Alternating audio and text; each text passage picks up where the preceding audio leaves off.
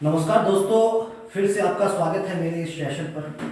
दोस्तों, आज मैं हिंदी से संबंधित टॉपिक के बारे में बात करूंगा। अक्सर देखा जाता है कि उत्तराखंड के ग्रुप सी जो एग्जामिनेशंस होते हैं, चाहे वीडियो हो, बीपीडीओ हो, पटवारी हो या विभिन्न और जो विभागीय जो पद होते हैं, एग्जाम होते हैं, उन संबंध में वहाँ पे अक्सर देखा जाता है कि 20% लगभग हिंदी के क्वेश्चन आता है। Means 20 question out of 120 questions वहाँ पे हिंदी के प्रश्न देखने को मिलते हैं, जो कि अधिकतर ग्रामेटिकल क्वेश्चन से रहता है।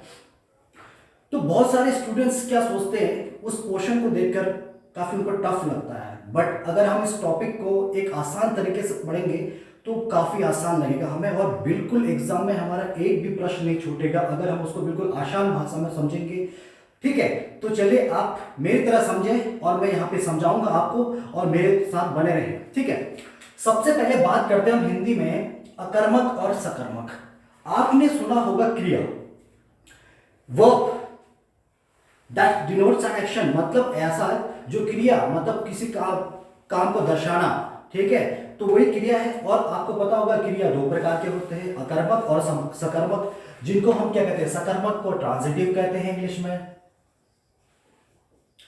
ट्रांजिटिव, और अकर्मक को इंट्रांजिटिव।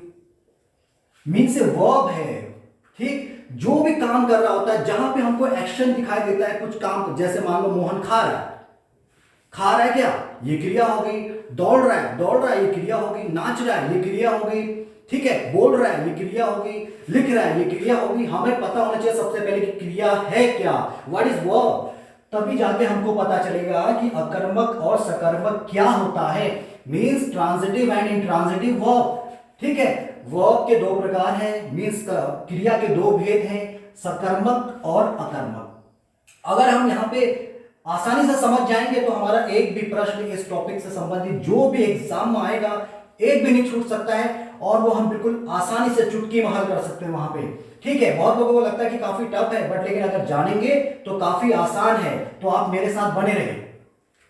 सबसे पहले बात, हमने क्रिया तो जान ली थी, क्रिया क्या होता है। ठीक है, किसी एक्शन को दर्शाना, किसी कार्य को करते हुए कार्य को दर्शाना, वो क्या है, क्रिया है। मतलब खाना, दौड़ना, नाचना। ठीक, जो हम बचपन से पढ़ते आ रहे हैं अपने क्लास में का जो क्रिया है, और उसके दो भेद है, सकर्मक और अकर्मक। अब यहां पे क्या है, आपको ये दिख रहा होगा, ये बीच में मैंने क्या लिखा है, कर्म। यहां भी दिख रहा है कर्म, दिख रहा है नहीं दिख रहा है, ये कर्म दिख रहा है ना। कर्म का मतलब जानते हो। ठीक है, कर्म का मतलब जैसे मैंने बोला, मैं पुस्तक पढ़ता हूं, पढ़ता तो मेरी क्रिया हो गया। ठीक है, और जो पुस्तक क्या हो गया, कर्म हो गया। ठीक, कर्म, जहां पे हमको पता होना चाहिए कि कर्म क्या है। अब सबसे पहली बात हम देखेंगे, यहां पे लिखा है कर्म और यहां पे भी लिखा है कर्म, लेकिन उससे पहले यहां पे लिखा है अ, उससे पहले लिखा है स। अब इसका मतलब अगर हम वर्ड को मीनिंग के साथ जानेंगे तो हमें वो चीज और भी आसान लगेगा। ठीक है, सबसे पहले बात, ग्रामर में तो हमारे प्रोनाउंसिएशन अच्छा होना चाहिए, जो हम बोलते हैं शुद्ध होना चाहिए, हमारा जो भी बोलना चाहना है। और नंबर एक बात, हमें शब्द का एक एक मीनिंग पता होना चाहिए, तो आधे से ज्यादा प्रॉब्लम तो वैसे सॉल्व हो जाती है। अब मैंने बोला सकर्म, कर्म तो है, मीन्स सकर्म, कर्म के साथ जो क्रिया है, क्रिया के साथ क्या है, कर्म। मीन्स हम क्या पढ़ रहे हैं, ये क्रिया के भेद है, ये क्रिया के भेद है ना। क्रिया, क्रिया के साथ क्या है, कर्म है, मतलब क्रिया के साथ कर्म है। क्रिया के साथ क्या है, कर्म, सकर्म, मतलब कर्म है क्रिया के साथ। अब यहां आपने देखा होगा जिसके पीछे आगे लग जाता है उपसर्ग के रूप में, उसका अर्थ ही चेंज हो जाता है। यहां पे बिल्कुल विलोम हो जाएगा, हो जाएगा नहीं हो जाएगा, मतलब अ का मतलब नहीं, मतलब कर्म नहीं है।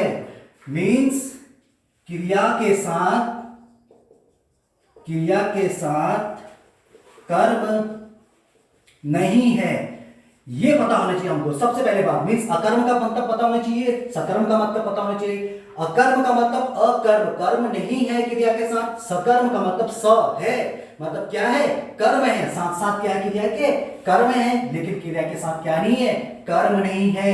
हमने अगर इस वर्ड के मीनिंग को जान लिया, अच्छी तरह से समझ लिया, एनालाइज करके देख लिया, तो कोई भी प्रश्न हमसे छूट नहीं सकता, काफी आसानी से बन सकता है। अब जैसे मान लो, अब हम सबसे पहले बात आते हैं सकर्मक में। अब हमने तो जान लिया सकर्म मतलब कर्म है क्रिया के साथ, अकर्म का मतलब कर्म नहीं क्रिया के साथ, क्या नहीं, कर्म नहीं है। ठीक, ये पता होने से सबसे पहली बात। अब ये देखो, अब जो सकर्मक है और जो अकर्मक है, ठीक है, सकर्मक और अकर्मक, अब यहां पे जो होता है, जो भी असर क्रिया का असर पड़ता है, जो भी क्रिया का असर पड़ता है, क्रिया का प्रभाव या असर किस पे पड़ता है, कर्म पे पड़ता है। क्रिया का प्रभाव किस पे पड़ता है, कर्म पे पड़ता है। और यहां पे जो क्रिया का प्रभाव, अब देखो यहां कर्म है ही नहीं तो प्रभाव किस पे पड़ेगा, तो जाहिर सी बात है यहां पे प्रभाव कर्ता पे पड़ेगा, क्रिया का प्रभाव कर्ता पर पड़ेगा। ठीक है, ये पता होना चाहिए। यहां पे क्या है, क्रिया का प्रभाव कर्ता पर पड़ेगा। यहां अगर कर्म नहीं है, मैंने बोला अकर्म, कर्म नहीं है, तो जाहिर सी बात है कर्म का प्रभाव, सॉरी, क्रिया का प्रभाव किस पे पड़ेगा, कर्ता पे पड़ेगा। भाई कर्म है ही नहीं तो किस पे पड़ेगा, जाहिर सी बात है कर्ता पे पड़ेगा। अब मैंने बोला एक बात, राम आम खाता है। अब देखो मैंने एक वर्ड बोला, राम आम खाता है। अब इसमें राम तो कर्ता हो गया ना, राम कर्ता हो गया। अब आम क्या हो गया, इसमें कर्म हो गया, ये कर्ता हो गया। राम आम खाता है, ये क्या हो गया, क्रिया हो गया। हुआ नहीं हुआ क्रिया, ये क्रिया हो गया। मतलब राम करता है, आम कर्म है, और खाता क्या है, क्रिया। ठीक, खाना, नाचना, दौड़ना, हंसना, ये सब वगैरह क्या होता है, क्रिया होता है। तो अब यहां पे हमको पता होना होगा, क्वेश्चन ये आता है कि निम्न में से, निम्न वाक्य में से कौन सा वाक्य सकर्मक है या फिर अकर्मक है। अब मैंने क्या बोला, जहां पे कर्म होता है क्रिया के साथ। अब यहां पे देखो क्रिया है ना क्रिया, लेकिन क्रिया के साथ क्या है, कर्म है, इसीलिए ये क्या होगा, सकर्मक होगा। और इसको आसानी भाषा में समझे तो जहां पे क्रिया का प्रभाव कर्म पर पड़ेगा। अब देखो कर्म पर पड़ेगा, कैसे पड़ेगा, आम पर, जो कर्म है, जो क्रिया का प्रभाव आम पर पड़ेगा, मीन्स कर्म पे पड़ेगा। कैसे पड़ेगा, अब राम आम खाता है, अब एक समय ऐसा तो आएगा ना कि राम आम खा रहा तो आम खत्म हो जाएगा, मतलब थोड़ा थोड़ा थोड़ा करके खा रहा है तो आम क्या हो रहा है, खत्म भी तो हो रहा है। राम मिठाई खा रहा है, कुछ समय ऐसा आएगा कि मिठाई खत्म हो गया, कम हो जाएगा। मतलब खाने का जो प्रभाव है, क्रिया का जो प्रभाव है, किस पे पड़ रहा है, वो कर्म पे पड़ रहा है, पढ़ रहा नहीं पढ़ रहा है। अब मैंने ऐसे बोला, ठीक, यहां पे क्या हो गया, देखो क्रिया का प्रभाव किस पे पड़ रहा है, कर्म पे पड़ रहा है, तो इसलिए क्या होगा, इसीलिए क्या होगा, सकर्मक, सकर्मक क्रिया होगी, सकर्मक होगा। ऐसे मैंने बोला, मैं पुस्तक पढ़ता हूं। अब देखो पढ़ता तो कर्म क्रिया हो गया, और पुस्तक क्या हो गया, कर्म हो गया। अब एक समय ऐसा आएगा कि पुस्तक, अब मैं एक पेज पढ़ रहा हूं स्टार्टिंग से, अब मुझे 2 पेज पढ़ने हैं, मैंने एक पेज पढ़ लिया या स्टार्टिंग कर रहा हूं, एक समय ऐसा आएगा कि जो मैं पूरी कंप्लीट कर लूंगा अपनी पढ़ाई को, उस पेज को पढ़ लूंगा। तो मतलब क्या हो रहा है, असर कर्म पे पड़ रहा, मीन्स क्रिया का असर कर्म पे पड़ रहा, मतलब प्रभाव। कुल मिलाकर जो क्रिया का प्रभाव होता है वो कर्म पे पड़ता है, उसी को हम सकर्मक कहते हैं। या फिर हम ये कह सकते हैं, जहां क्रिया के साथ कर्म हो तो उसको हम सकर्मक कहते हैं, या फिर जब क्रिया का प्रभाव कर्म पे पड़े तो उसको सकर्मक कहते हैं। अब मुझे लगता है आपको समझ में आ गया होगा। अब ऐसे ही हम अकर्मक देखें, अब अकर्मक में कर्म तो है नहीं और कर्म बोल दिया हमने, अकर्मक कर्म नहीं है, लेकिन यहां पे प्रभाव किस पे पड़ेगा, कर्ता पे पड़ेगा। अब मैंने बोला मोहन रोता है, मोहन रोता है बोला मैंने। अब मोहन रोता है, अब आपको यहां पे कोई कर्म दिख रहा है, नहीं दिख रहा है, नहीं है ना, यहां पे बिल्कुल कर्म, रोता तो क्रिया हो गया और मोहन क्या हो गया, कर्ता हो गया। लेकिन हमको यहां पे कर्म दिखाई ही नहीं दे रहा है, कहीं पे भी हमको कर्म दिखाई नहीं दे रहा है। तो जाहिर सी बात है, जहां पे क्रिया के साथ कर्म ना हो, कर्म है ही नहीं यहां पे, या फिर जहां पे क्रिया का प्रभाव कर्ता पे पड़े, अगर कर्म नहीं है तो जाहिर सी बात है कर्ता पे पड़ेगा, तो वहां पे अकर्मक क्रिया होगी। अब मोहन रोता है, मोहन रो रहा है, कर्म कुछ है नहीं, असर किस पे पड़ेगा, मोहन पे तो पड़ेगा ना, मोहन रो रहा है तो असर किस पे पड़ेगा? मोहन पे पड़ेगा। ठीक है, अब ऐसे मैंने बोला राम दौड़ता है, राम दौड़ता है। अब मैंने बोला राम दौड़ता है, आपको कर्म दिखाई दे रहा है यहां पे? बिल्कुल नहीं दिखाई दे रहा कर्म, क्योंकि राम करता है और दौड़ता क्रिया है, कर्म तो दिखाई नहीं दे रहा है। तो जाहिर सी बात है क्रिया का असर कर्ता पे पड़ेगा। राम दौड़ेगा तो असर कर्ता पे पड़ेगा ना, दौड़ेगा तो थकेगा, थकान लगेगी उसको। ठीक है, और मोहन रोएगा, रोएगा तो कमजोरी आएगी, थोड़ा बहुत उसको अजीब सा लगेगा। ठीक है, अगर कर्म है ही नहीं तो कर्ता पे ही पड़ेगा, वाकई बात है। तो असर किस पे पड़ेगा? कर्ता पे पड़ेगा। तो ये पता होना चाहिए कि जहां पे सकर्मक क्रिया होता है वहां पे क्रिया का असर कर्म पे पड़ता है, या फिर सकर्मक क्रिया में कई क्रिया के साथ कर्म होता है और कर्म क्रिया का प्रभाव या फल किस पे पड़ता है? कर्म पे पड़ता है। अब अकर्मक का मतलब कर्म नहीं है यहां पे, मतलब क्रिया के साथ कर्म नहीं है। इसी कारण है कि क्रिया का प्रभाव कर्ता पे पड़ेगा। जैसे हमने देखा मोहन रोता है तो मोहन दौड़ता है, तो यहां पे कर्म हमको बिल्कुल दिखाई नहीं दे रहा है, तो असर किस पे पड़ेगा? राम पे पड़ेगा, मोहन पे पड़ेगा। ठीक है, ये मुझे लगता है कि आपके समझ में आ गया होगा। अब ऐसे एक दो क्वेश्चन और देखते हैं।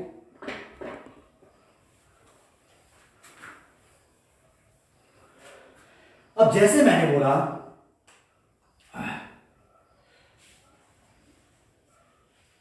गाय चारा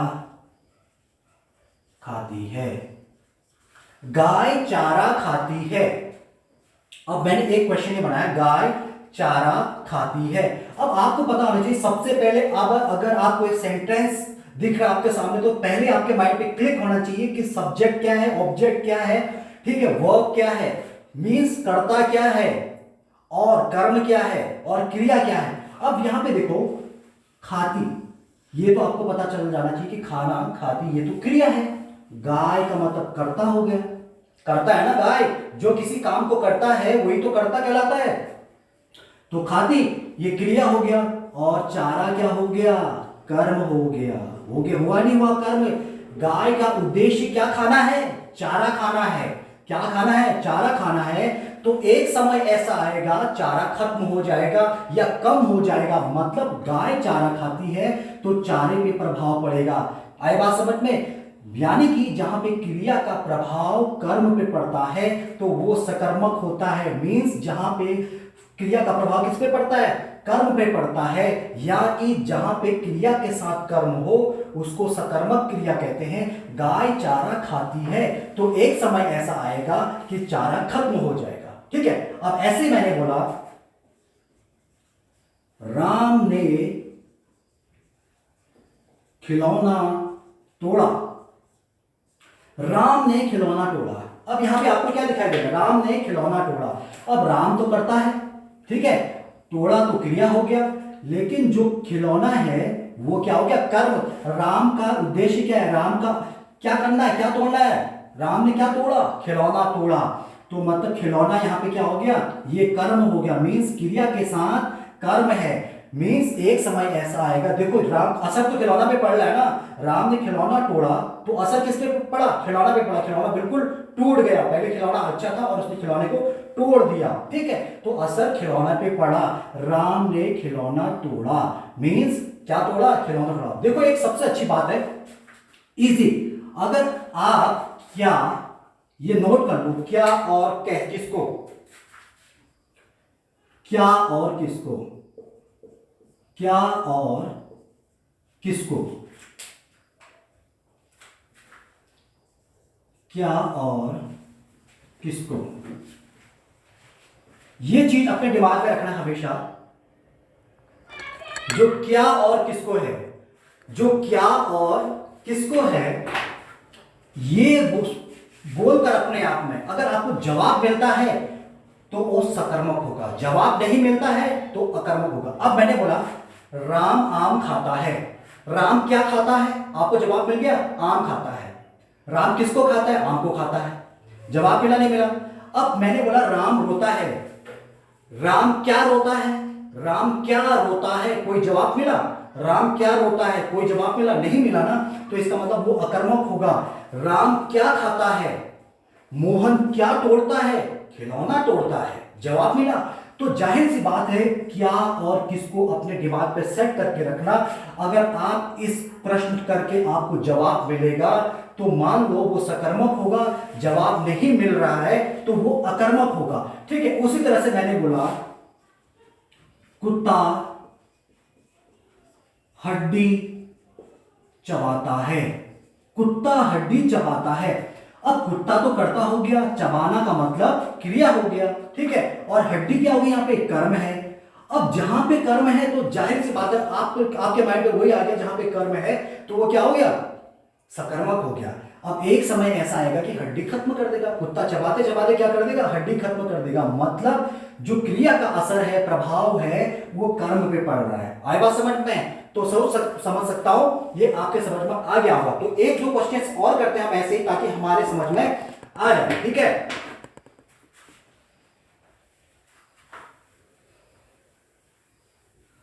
अब मैंने बोला